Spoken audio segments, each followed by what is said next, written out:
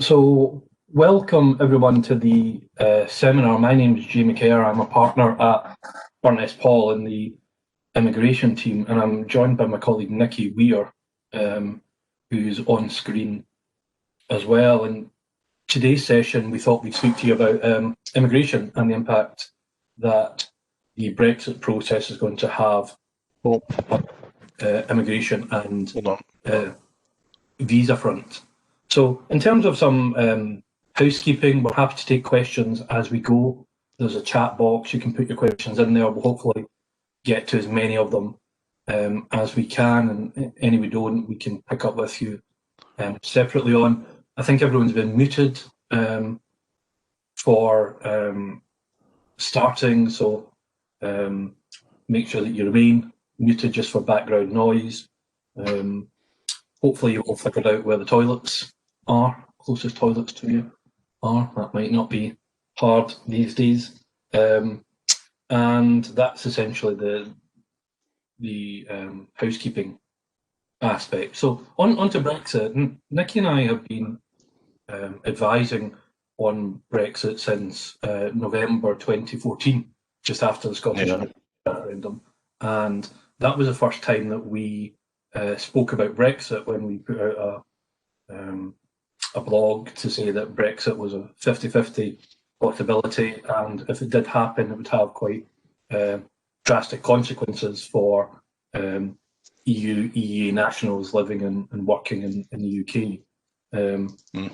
We got quite negative feedback on that at the time because people thought that we were perhaps scaremongering, but fast forward to now, here we are, and Brexit has happened. Britain has left the European Union already, and we are now about to finish the transition phase. So that has impacts in various ways when it comes to migration, free movement rights. First, in relation to European migrants or Europeans already living, working, studying in the UK. And then secondly, for those Europeans who will be coming to the UK or who will want to come to the UK after the 1st of January. So we want to touch on both of those. There's a new immigration system just about to be introduced,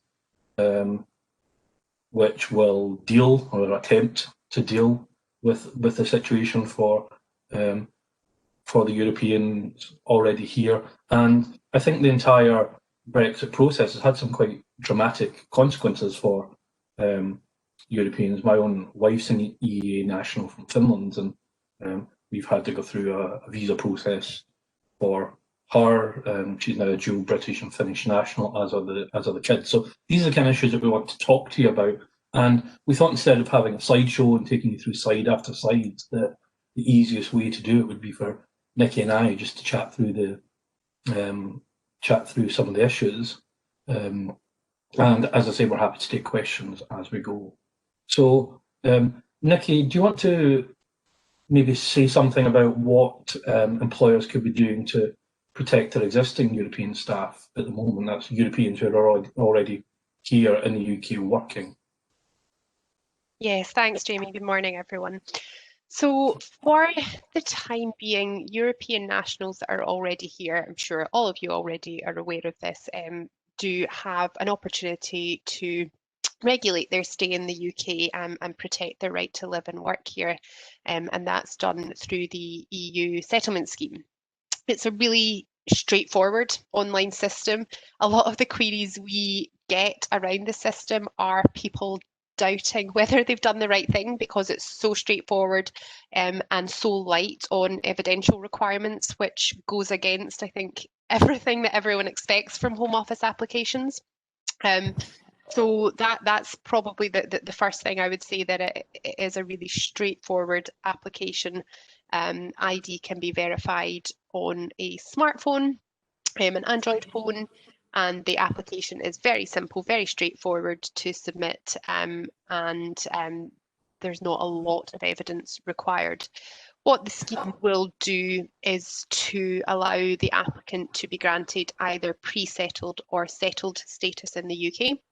Their pre-settled status will essentially be a guarantee that they will be able to remain in the UK for 5 years, and at the end of that 5-year period, if they've resided continuously, they will be able to upgrade to settled status.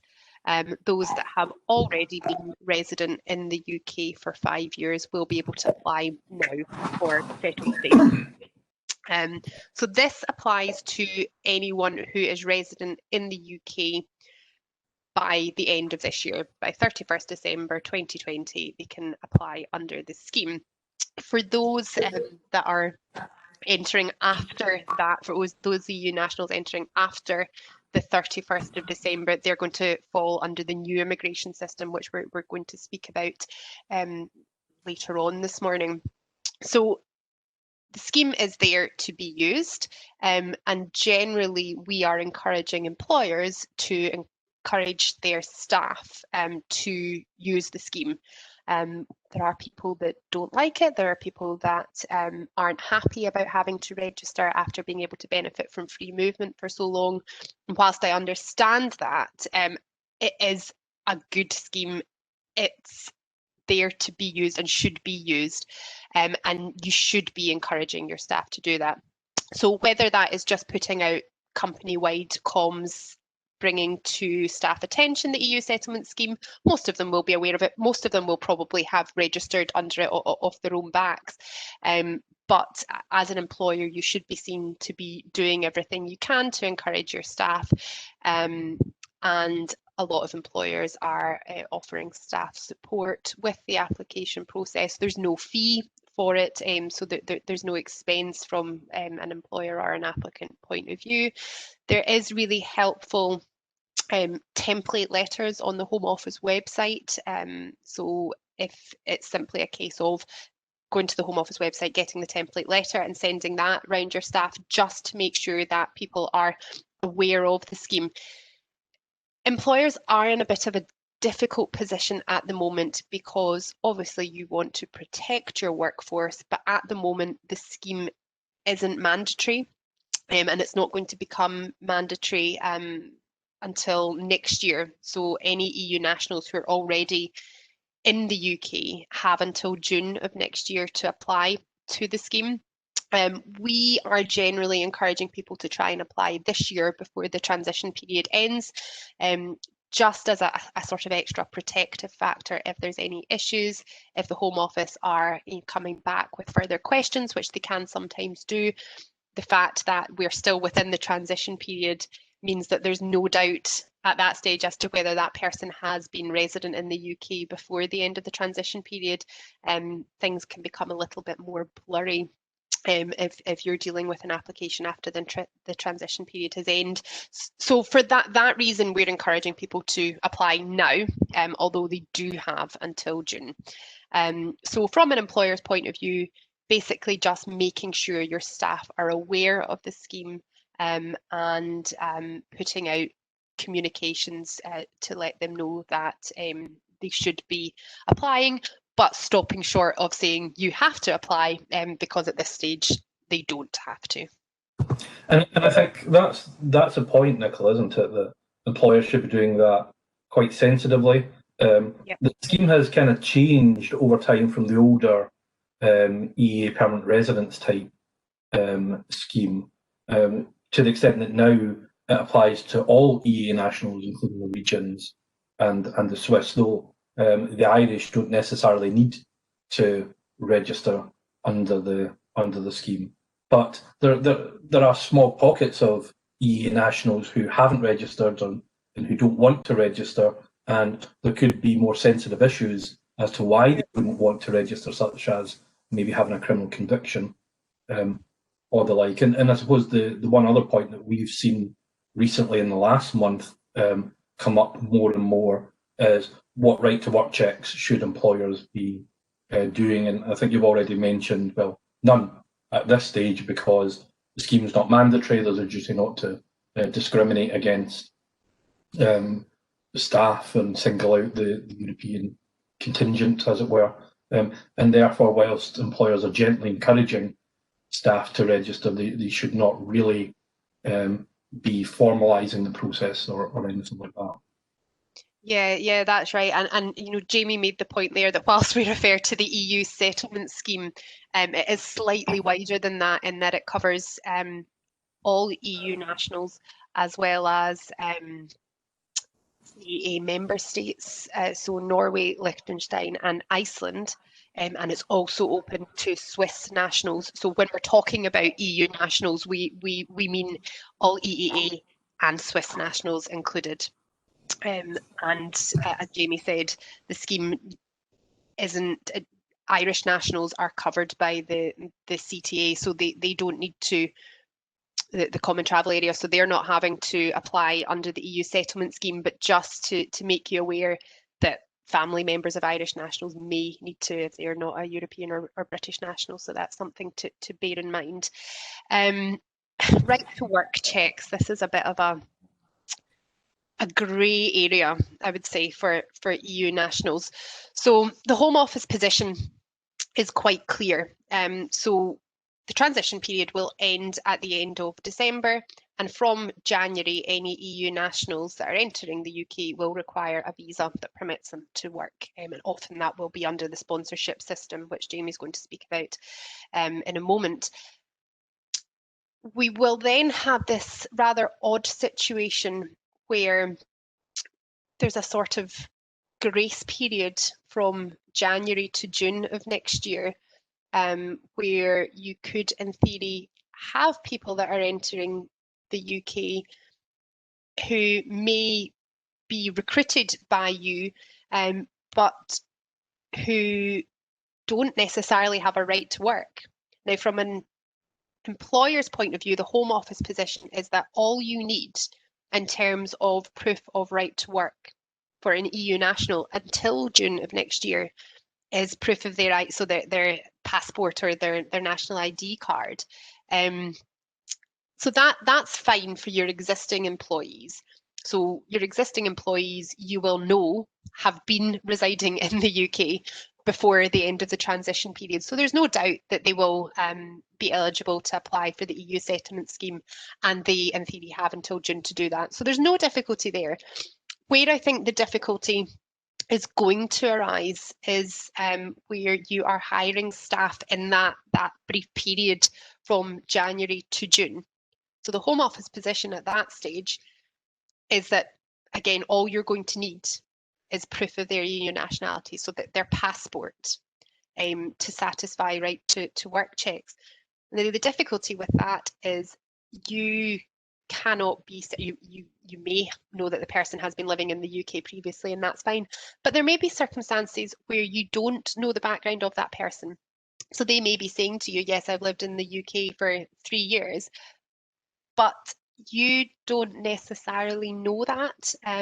So my concern is that there's potentially an element of risk in hiring EU nationals between January and June, where you don't know their history. You know, so if they've been working in the UK, you're aware of their employment background, you've got no doubt that they've been living in the UK, then there's not so much risk.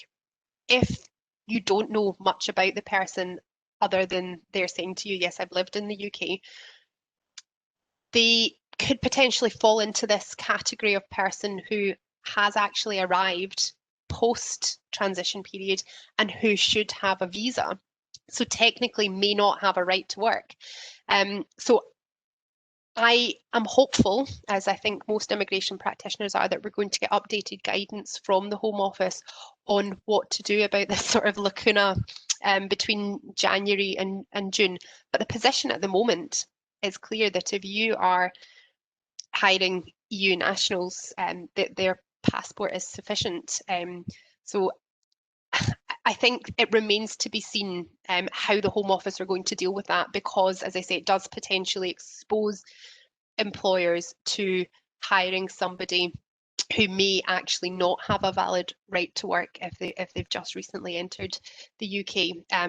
So I think watch this space, but as I say, the Home Office guidance at the moment is quite clear. You only need their passport. You do have a duty not to discriminate against EU, EEA, or Swiss nationals, and you cannot, and I think this is really important, you cannot require EU nationals to show you their status under the EU settlement scheme until after the 30th of June 2021. So there are some complexities around that, and I think again this goes back to what employers should be doing just now. Although you should be encouraging your staff, and most staff you'll probably find will be happy to say, thanks, I have already registered. Here's my proof. You can't. That's fine. That's great. That's really helpful for you. But what you can't do is say to staff, you must show me that you have registered under the scheme, because they don't have to. So I think the main thing is for employers just to be aware of the potential complexities around new hires the early part of next year, and make sure you're doing all you can to sort of satisfy yourself as to the person's right to work. So whether that be asking for proof of their address, something that shows that they have been living in the UK, just to keep your own records right in case it does transpire that they don't have a valid right to work. Sorry, Jamie? I think that's a challenge of the new system coming in, is that Brexit as a process, as we've always said, creates two types of European national, which at the moment a French passport, a Finnish passport, a Romanian passport tells you no more that they are able to work in the UK without restriction as it does, or as it did last year. Now there are two types of Romanian, two types of French national, those who have been here prior to the end of December, and people can still come and register under the scheme, as Nicky said, or secondly, those who arrive from the 1st of January who are falling under the new rules. And in terms of the new rules, if you think about European nationals at the moment being classified essentially the same as British nationals, to the extent that a passport simply indicates that they have the right to work in the UK, that the Europeans are going to shift away from being treated like British nationals to being treated like non-Europeans, the way non-Europeans are at the moment. So the way an employer would treat an American or a Russian or a Japanese national, to the extent that the passport in itself doesn't tell you enough.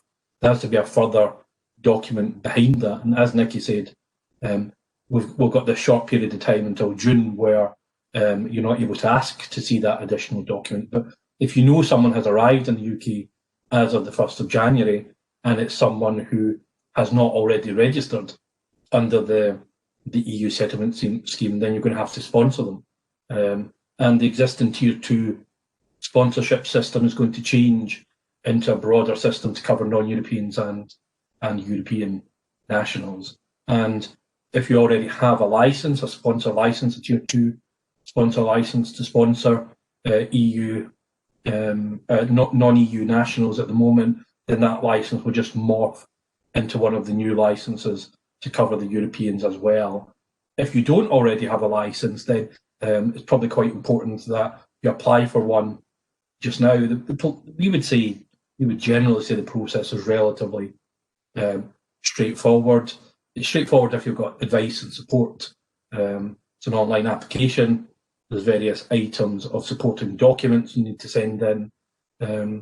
But you have to make sure you're crossing all the T's and dotting all the I's. And there's quite a few pitfalls in the process. If you were to do yourself, you'd probably miss out some of the stages in the process. So if you're looking for a license and you're in any doubt, having looked at the website, then do get in touch with us or your advisors to get support on that, because we would encourage people to do it themselves. So the new sponsor licenses, our sponsor licenses are going to become much more widespread than they are at the moment. Immigration and visas, the work we have done for the last 15 years or so, is going to become more mainstream, as it were, and that's why you see so many other advisors, so many employment teams putting seminars on immigration, because I think lawyers realise how widespread these issues are going to become. And then with the process, the visa process is changing for non-Europeans as well. It's becoming slightly easier as they are as a process of streamlining. So the requirements to formally advertise jobs in the job centre and with set wordings in a job advert, that's all changing. They're taking that away, albeit you still have to convince the Home Office that job vacancies are genuine ones, so you will probably still have to advertise. And there therefore remains that element of complexity within the system, but from a non-European viewpoint, it's becoming easier to recruit non-Europeans. We suspect, though, that it will become easier initially to encourage people to sign up, but as the existing immigration system, we were around when they introduced the current points-paid system in 2012, I think, or 20, I think it was 2012. The system was fairly easy, and then they just ratchet up and add to the complexity. But as the Tier 2 system transitions, it's really important that you're on top of your compliance aspects, because all the compliance duties that you have at the moment when you're sponsoring non-European staff, you'll have when you sponsor European staff. So that includes things like notifying the Home Office of significant salary increases, which we see a lot of employers don't do, notifying of changes to the role, so a significant promotion into a different role, that should be notified to the Home Office, and those employing non-Europeans tend not to do that either. And the more significant one is changes to the business. So if there's a takeover, a merger, a demerger, that has to be notified to the Home Office under the existing Tier 2 rules, and those compliance duties will continue under the new system. So now's a good time, if you already have a sponsor license, to just kind of get on top of it, make sure that you're doing your internal audits, bring us into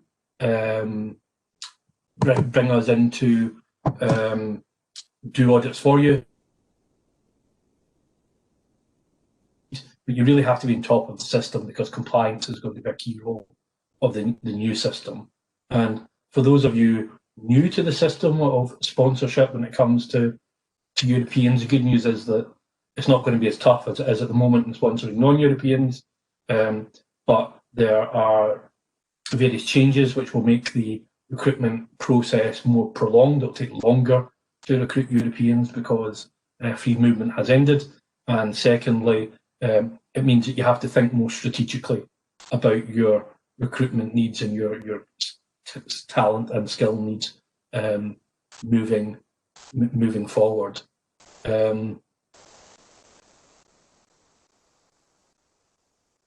Nicola, in terms of next steps, what do you think employers should be doing just now?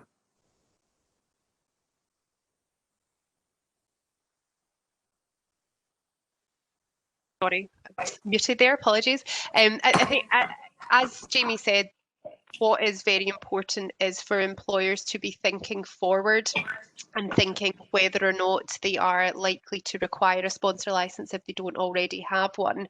And one of the things that you do at the time of applying for your sponsor license, one of the steps is providing an overview to the Home Office of what it is your organisation does, where it fits within your sector, what types of roles you're likely to be recruiting for. And you're also expected, or you also can at the time of applying for your licence, give an estimate of how many certificates you're likely to need, how many people you expect to be sponsoring under your licence in the first year. So it does require a lot of sort of forward planning and thinking about how you're going to be using a licence going forward for recruiting EU and non-EU nationals. I think, as well, as Jamie said, for those that already have a licence, compliance is key. I think because we're going to see so many more people holding a licence than already do, I think the onus is really going to be on the organisations to make sure they are managing their licences correctly. So at the moment, the Home Office can carry out compliance visits for existing licence holders or for those that have applied for a licence, and that's going to continue into the new system. So I think just be really aware that everything, all your compliance, all your standard right to work, everything is up to date before you apply for a sponsor licence, in case the Home Office do decide to carry out a check before granting the licence. The other thing to be aware of, as Jamie said, is that there are reporting duties. It can be quite cumbersome for an organisation to hold a licence. You are responsible for the people that you're employing under it. So whereas previously you would be able to hire EU nationals in much the same way as you could hire UK nationals, under the new system, so for those that are requiring sponsorship, their sponsorship is linked to your employment. So you do have additional duties beyond your standard right to work checks. So things like making sure you've got a record of the history of that person's contact details, not just their most up-to-date contact details, and other little quirks like that. So it's really important to make sure that you are aware of what the compliance duties are. The Home Office have produced really good guidance on this. It is quite wordy, although the new guidance, they've issued new guidance last week, and it's much more condensed. It's much easier to follow than the old Tier 2 guidance. So I would suggest that's a really good starting point for your compliance duties. I think the other thing to be aware of is that there is still an option if you're having business visitors. If people are coming over short term, then it might be potentially that you're not having to go down the sponsorship route. Potentially they might fall into one of the categories of permitted business activities under a visit visa. And EU nationals are going to be treated in the same way other non-visa nationals would be under the visit visa system. So the way that, for example, US nationals don't require to apply for a visit visa before they come over to attend meetings, negotiate site visits, audits, things like that. EU nationals won't need to apply for a visit visa before they come, but they will need to make sure that any duties they are carrying out whilst they're here do fall within the permitted business activities under the immigration rules. And that's something that can sometimes be a bit of a fine line. My general rule of thumb is if you're questioning whether something fits within the visit visa rules, then you may have to look at whether sponsorship might be a better road. And so that's something just to, again, be aware of going forward. So Nikki, I think we're out of time. I think the visitor rules show how complex end of free movement is going to be. We've been speaking about it for 6 years, and today's session, it's only half an hour. We have got so much to try and cover and so much to try to flag to employers, but we'll, and the immigration team, will be doing more seminars in January when the new system's up and running, aimed at those who have sponsor licenses, just to speak you through the changes to things like the annual allocations of certificates. You can request more. There's a question about that. So the type of certificates, the terminology is changing. But we are out of time now, I'm afraid. We've got more Brexit sessions tomorrow and on Friday on imports, exports and tax, and the other on regulations and standards on Friday. Nikki and I are around if anyone has more questions that they want to ask and pick up with us offline as well. We're more than happy to help. We have been preparing for Brexit, as it said, for 6 years, way in advance of anyone else. We've been looking at these issues, and all the issues that we thought back in 2014 were going to be issues, are issues. So as employers, if you've not really started thinking about the end of free movement seriously, then you really need to do so, both in HR teams and at board level, because this is really going to impact how you bring people in, long term or short term, and how you find your talent and skills going forward. So we're here to help. We know the immigration system back to front. We can deal with complex stuff like criminality, those with convictions and the like, and there's very little in the world of immigration visas that we're not dealt with. So I'm afraid we are out of time. I'm 2 minutes over. Hopefully you found that useful and you picked up something you didn't already know, but that was just a very, very short session to flag some of the challenges around the end of free movement to you. So always happy to help any of you. Contact us either informally or formally. Our email addresses are on the website, and if there's anything more that we can do on free movement, either for your individual staff or for the organisations more broadly, then do let us know. So thanks for coming along. Hopefully you enjoyed the session, and apologies for running over by 2 minutes. So, thank you, have a nice day. Bye bye.